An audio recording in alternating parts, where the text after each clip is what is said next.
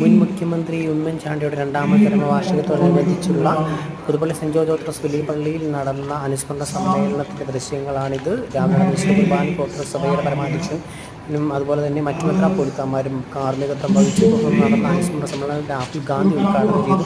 Chandy Oommen MLA വലിയൊരു കാര്യപ്രാപ്തിയുടെ ഫലമാണ് ഇന്നത്തെ ഈ ഒരു ചടങ്ങുകളെന്ന് പറയാം.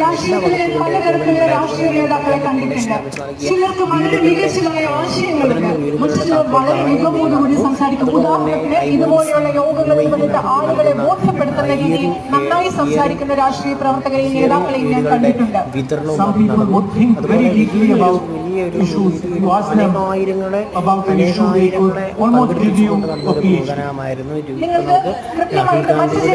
പ്രസംഗത്തിന്റെ ചെറിയൊരു ഭാഗം ചിന്തിക്കും. അവരോട് നിങ്ങൾ ഒരു പ്രശ്നത്തെ കുറിച്ച് ചോദിച്ചാൽ അവർക്ക് കൃത്യമായ ഒരു അഭിപ്രായം നിങ്ങൾക്ക് നൽകാൻ സാധിക്കും.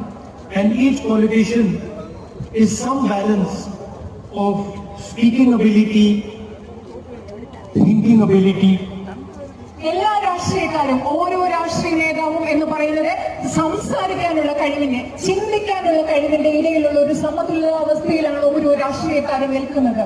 And when you judge a politician, mostly you will say, oh, he is an expert on this field, or he speaks really well.